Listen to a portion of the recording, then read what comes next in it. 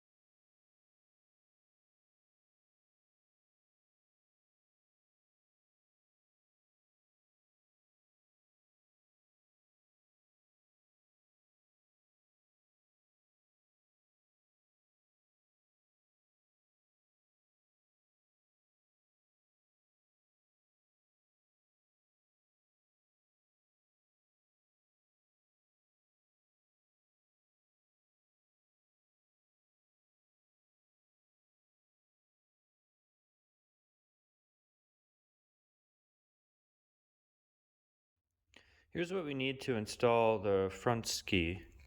So we have these clamps that go onto the fork tubes.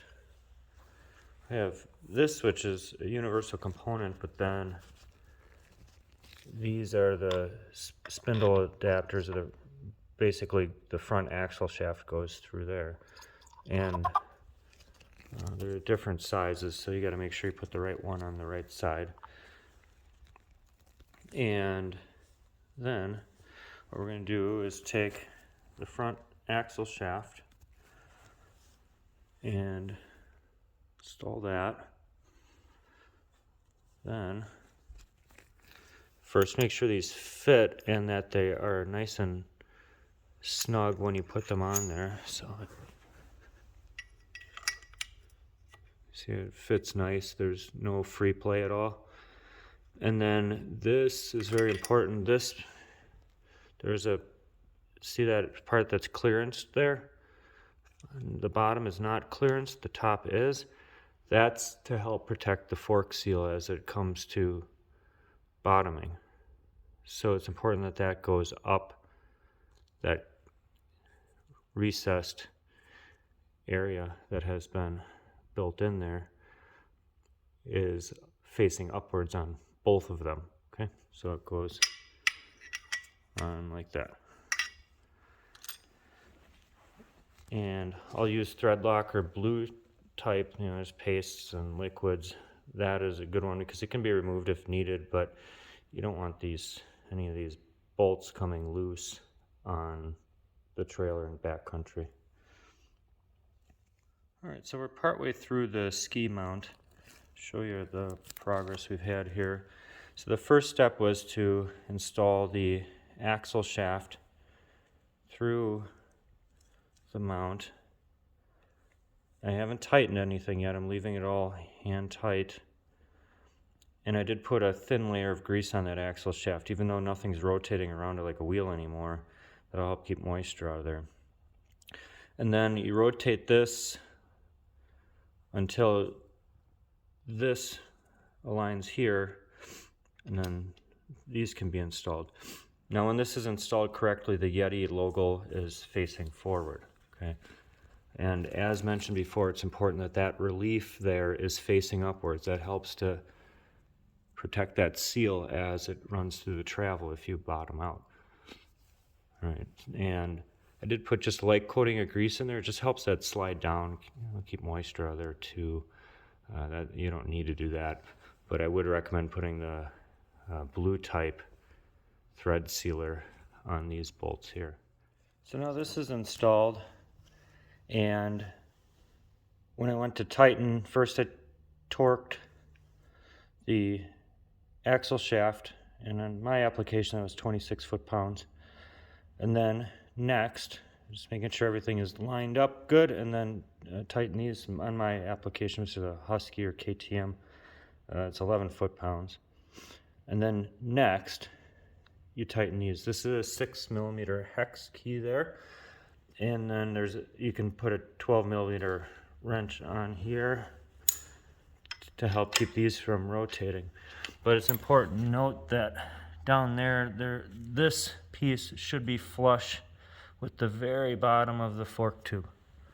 So there shouldn't be any gap there. So when you're installing this, they recommend placing a little downward pressure, kind of like that, as you're tightening those, okay?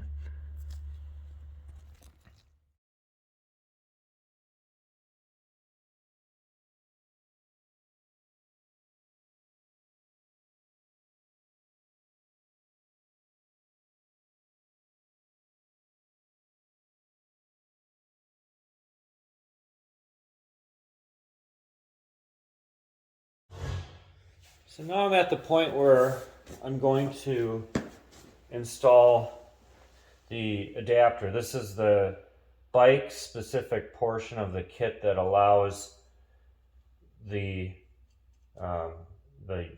universal part to fit to your bike. So these pieces are bike specific, and they have a certain order. They're a little bit, each are a little different. At first glance, they might look similar, but these are different, so you have to pay attention to the order with which they go on. In addition, the bolts for this kit are slightly different, a little bit longer on the inside mount than the outside, 25mm, 20mm. I used blue Loctite on each of them, and then I'll use a good quality grease on the inside of all of these bushings and adapters here for the rotating surfaces.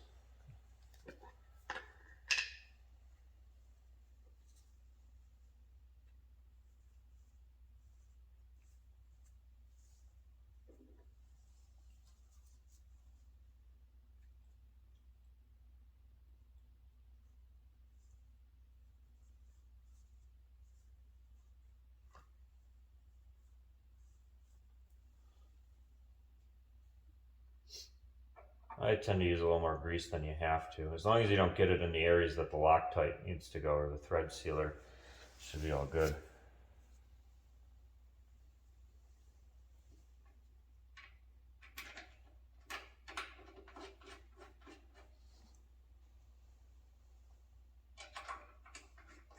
Just tighten those by hand for now. There are some kits that require this tool here to press these in. It does not appear that this kit is one of those. And then it's very important that these bushings go in the correct place. So the manual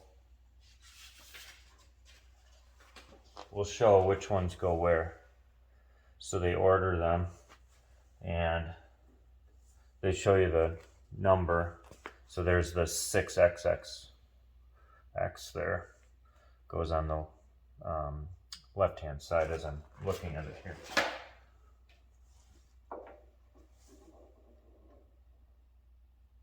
That. Similar, providing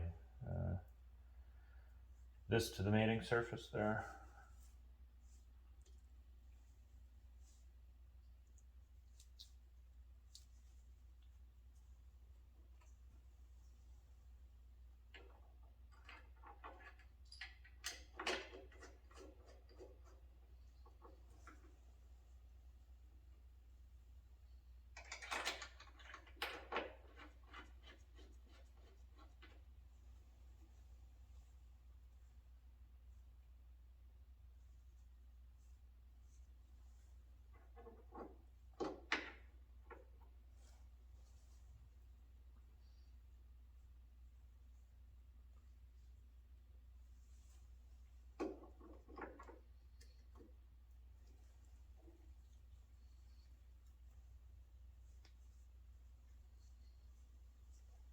All right.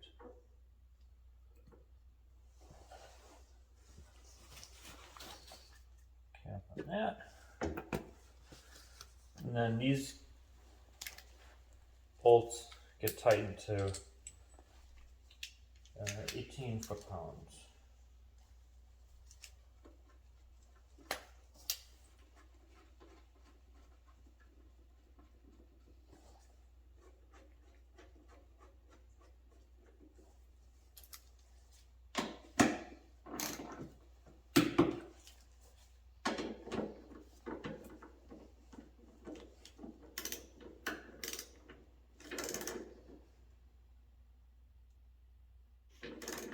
So getting closer to getting this mounted in place, I'll show up close what these spacers look like. You can see that side there. But basically what those do is they fill in the gap between the engine case and the frame where normally the swing arm would go. And this will basically take up the space of the swing arm. So that there is basically the same width as this. And then the swing arm pivot bolt is actually what holds all that in place. And there's a close-up of what that spring tensioner looks like. So it just slides right over this, and then there's a recess in here and a recess in here for that spring to stay in place. And then the chain will go through here, in here, and then here. So I'll get that fitted up.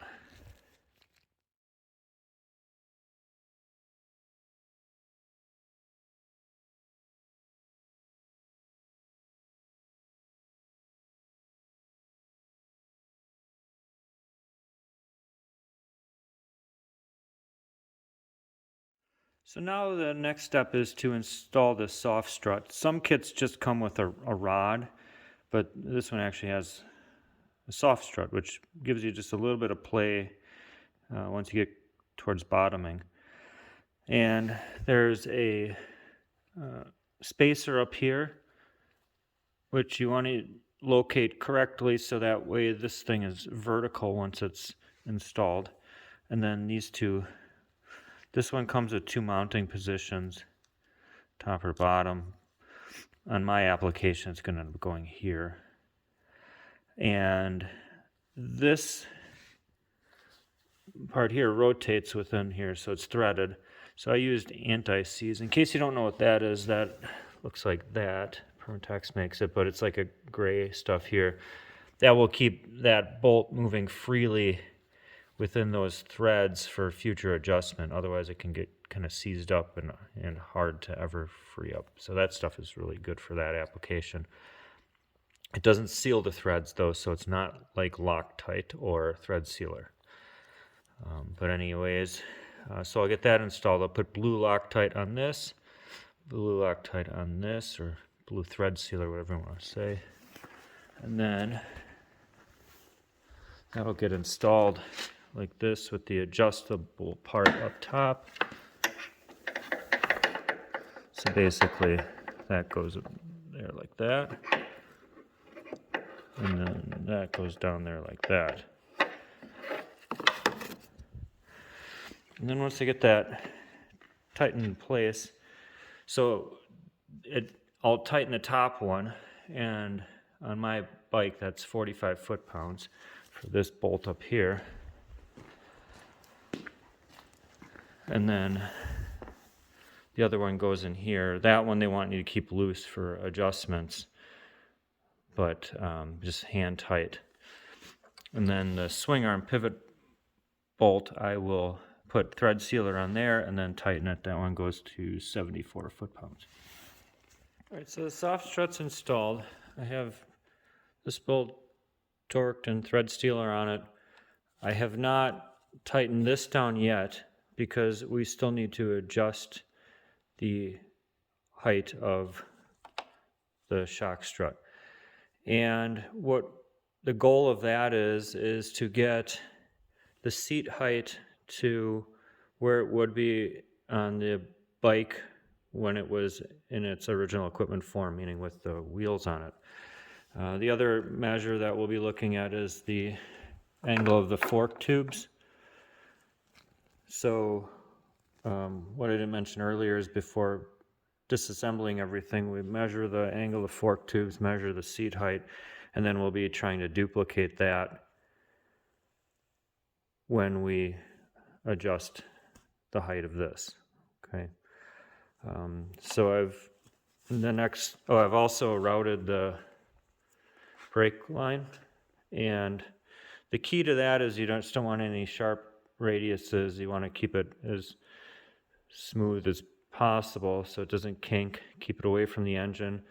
I actually utilized the original equipment cable management here with these, and it's actually stays in place there pretty well with just those. I'll probably add some zip ties because the exhaust runs right through here too, but that's a good start.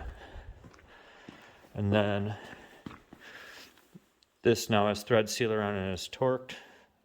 This one calls for 74 foot-pounds. This is not tightened yet. It's because we got to put the chain on. Once we put the chain on, we will be able to adjust tension with these bolts here. So last step is getting the chain on and then reassembly. Right, the last step is installing and adjusting the chain. I've already done that, but I'll show you a few tips on how I went about that. So on this, it was easier for me just to take that front sprocket off. It gave me a room to work up here, which I think is the easiest place to have that master link. And sort of a challenging piece to this actually is getting the chain in, because you have to feed it in on the top and then it'll come down the bottom. So what you do is you feed it in the top so it engages with the gear drive in there. And then just grab your paddle, lift up a little bit, and then rotate the track. That should draw the chain out this way. Usually it's stiff enough it'll just come out, but if not, you need to guide it a little bit. I actually used a little wire hook to grab onto it, but usually it'll just kind of feed through there, and then you can install your master link. Important to know the direction of your master link. Remember, this rotates counterclockwise, so the front of the master link needs to be heading this direction, so that way it doesn't, if it contacts the side and here or anything like that, it doesn't take the master link clip off. Okay. And when it comes time to adjusting the chain, so you have to loosen some of these bolts. So there's a bolt down here, it's one here and one here, and then those are on the other side. So you loosen those, and then here's your adjuster. When you are adjusting, this chain tensioner here should be, you can use a zip tie to hold it up. I also found that you can just kind of put it up there, kind of rest it inside of that plate there, and then you can just pull it back out when you're done. But this chain, unlike a dirt bike chain, should be pretty tight. Okay? There's not a lot of free play in it, and that's because unlike a dirt bike, this whole system doesn't move a whole lot.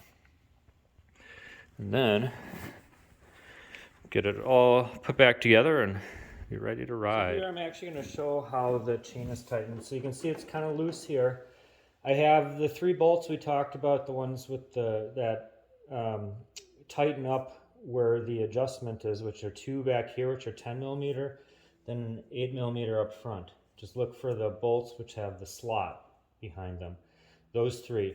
Be careful in this one, then the rear nut can fall out and you can lose that, so just don't loosen it all the way. But see how loose this is now? It doesn't take much tightening, so I'm going to rotate clockwise to tighten. Watch how quickly this slack gets taken out of that chain. See that? That was barely rotated at all. Unlike a dirt bike though, if you tighten dirt bike chain like that, you'd be in trouble. This swing arm does not flex much, so you have it pretty tight, almost, like that. You don't want to over tension it, but you don't want any real free play in there. Okay, so now that that's tight, I can tighten this nut up, which is 22 millimeters. This one's 45 foot-pounds. These back 2, which are 10 millimeter bolts, get torqued to 30 foot-pounds. And then this front one, which is an 8 millimeter, that one is only to 18 foot-pounds. So keep in mind, even though these are all 12 millimeter hex heads, 12, 12, 12, these back 2 are torqued to 30 and this one to 18 foot-pounds, okay? All right.